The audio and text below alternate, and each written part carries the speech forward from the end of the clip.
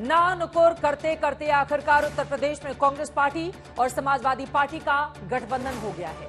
Samajwadi party अध्यक्ष अखिलेश यादव ने कहा है कि गठबंधन होगा। दोनों दलों की ओर से साझा प्रेस कॉन्फ्रेंस भी होने वाली है, जिसमें कांग्रेस से अविनाश पांडे और अजय राय के साथ समाजवादी पार्टी से राजेंद्र चौधरी और नरेश उत्तम पटेल मौजूद रहेंगे। वैसे पता चला है कि अखिलेश यादव ने यूपी में कांग्रेस को 17 सीटें दी हैं और जिन 3 सीटों पर बात अटकी थी वो तीनों सीटें समाजवादी पार्टी को मिल गई हैं। अन्य 3 सीटों पर कांग्रेस और एसपी में लेन देन हुआ है। दूसरी तरफ एक आंकड़ा यह भी बताता है कि समाजवादी पार्टी ने कांग्रेस के लिए जो सीटें छोड़ी हैं उनमें से 7 सीटों पर आज तक कभी भी वो जीत नहीं पाई है। मुश्किल से 7 सीटों पर एक बार जीत सकी है। ऐसे में लगता तो यही है कि 17 सीटें देकर समाजवादी पार्टी ने बढ़िया डील कर ली है, लेकिन कांग्रेस के लिए क्या ये डील मुफीद है, ये आने वाले चुनाव में ही पता चल पाएगा। वैसे इसके पहले यूपी के दोनों लड़कों की चुनावी दोस्ती 2017 विधानसभा चुनाव में भी हुई थी, जब समाजवादी पार्टी 311 सीटें लड़कर 47 सीटें जीती थी और कांग्रेस 114 लड़कर 7 सीटों पर जीत हासिल कर पाई थी। लेकिन इस बार यूपी में कांग्रेस एसपी के गठबंधन से तिनका तिनका हो रहे इंडिया गठबंधन को जोड़े रखने के लिए ये कड़ी काफी ज्यादा अहम मानी जा रही है, क्योंकि अभी पंजाब में आम आदमी पार्टी के साथ तो बिहार में आरजेडी जैसे दलों के साथ इंडिया गठबंधन का वजूद बचा हुआ नजर आ रहा है। ऐसे में सवाल यही है कि क्या यूपी में एसपी कांग्रेस का गठबंधन आम चुनाव में बीजेपी के लिए बड़ी चुनौती साबित हो सकता है? क्या कांग्रेस को 17 सीटों पर लड़ने को मजबूर करके समाजवादी पार्टी ने बड़ी डील की है? और क्या इस गठबंधन का सकारात्मक असर दूसरे राज्यों में सीट शेयरिंग में भी इंडिया गठबंधन में देखा जा सकता है? ऐसे तमाम सवालों पर आज के दंगल में बड़ी चर्चा करेंगे, लेकिन उसके पहले ये रिपोर्ट देखिए।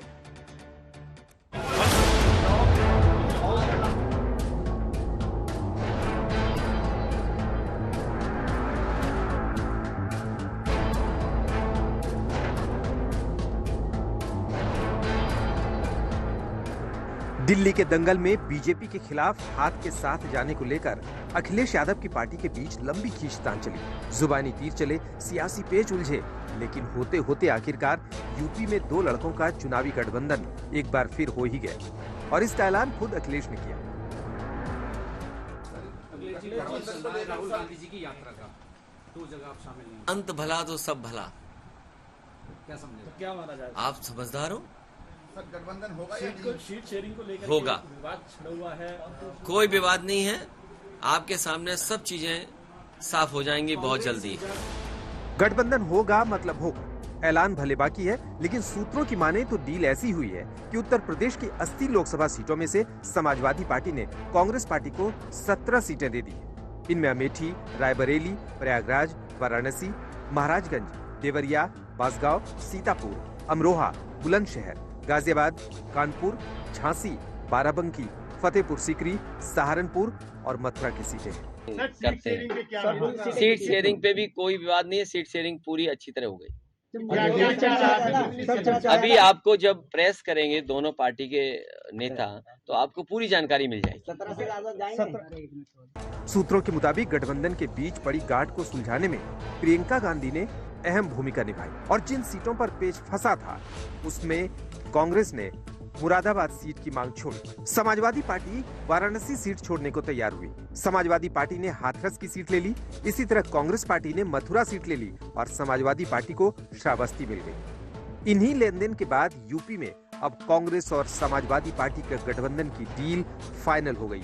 हालांकि जिन मुरादाबाद, बलिया और बिजनौर सीट को लेकर बात अटकी हुई थी वो तीनों समाजवादी पार्टी के खाते में ही गई। राहुल गांधी जी चाहते हैं सपा समाप्तवादी पार्टी बने, और अगर सपा वालों को ये पता है कि उनकी पार्टी समाप्त हो रही है तो अखिलेश यादव जी भी ये चाहते हैं कि कांग्रेस मुक्त भी बने यूपी।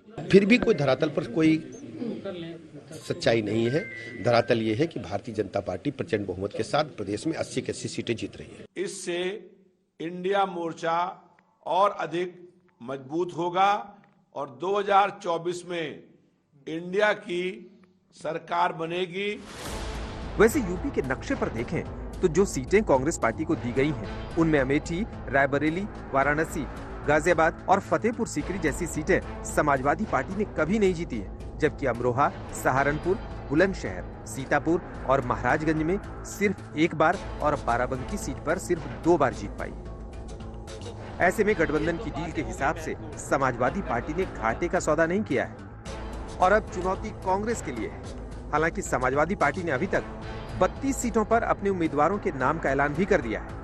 इसमें पहली सूची में 16, दूसरी सूची में 11 और तीसरी सूची में 5 उम्मीदवारों के नाम की घोषणा की गई है।